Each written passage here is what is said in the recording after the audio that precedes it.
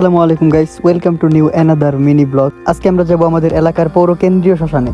এটা হচ্ছে মুক্তাগাছার কেন্দ্রীয় শ্মশান, যেহেতু বাড়ির কাছে অবস্থিত তবুও কোনোদিন যাওয়া হয়নি। আর এইদিকে আমার এক বন্ধু আসছে এলাকায়, তাকে নিয়ে কোথায় যাওয়া যায় বুঝতেছি না, তাই তাকে নিয়ে শ্মশানটা আজকে ঘুরে দেখবো। যদিও আমি মুসলমান, কিন্তু অন্যান্য ধর্মের সংস্কৃতিগুলা দেখতেও অনেক ভালো লাগে। শ্মশানে ঢুকতেই চোখে পড়লো এরকম একটা স্থাপনা। এই ছবি আর এই মূর্তিটি দেখে একটু আন্দাজ করতে পারলাম যে এই মেয়েটি হয়তো অকালে মারা গেছে এবং তার বাবা তার মেয়ের প্রতি আবেগগুলো এখানে লিখে রাখছে। এই ছবিটি নিচে বিস্তারিত তেমন কিছুই লেখা নেই, তবুও লেখাগুলো পরে বুঝলাম যে হয়তো ইনি হিন্দু ধর্মের সম্মানিত কোনো ব্যক্তি হবে। এই ছবিগুলোর নিচে বিস্তারিত তেমন কিছুই দেওয়া নাই, তবে আপনারা যদি জানেন অবশ্যই কমেন্ট বক্সে জানাবেন। সামনে একটা মন্দিরের মতো দেখতে পারতেছেন, এইখানে মূলত লাশগুলো সমাধি করা হয়। শ্মশানের ঠিক পাশে অবস্থিত মুক্তাগাছার আইমন নদী।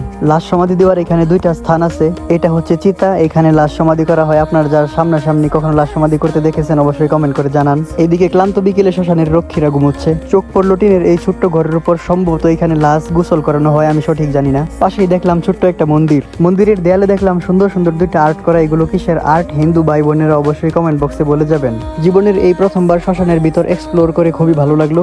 এখন যাবো আইমন নদীর তীরে এবং বাকি বিকেলটুকু এখানেই কাটাবো। মাশাআল্লাহ, বিকেলের দৃশ্যটা অনেক সুন্দর আইমন নদীর তীরে। নদীর পাড়ে বসে থাকতে থাকতে এখন সন্ধ্যা হয়ে গেছে, এখন বাড়ি যাবার পালা। বন্ধুকে বিদায় দেওয়ার মাধ্যমে আজকের ব্লগটি এখানে শেষ করলাম। আল্লাহ হাফেজ গাইস।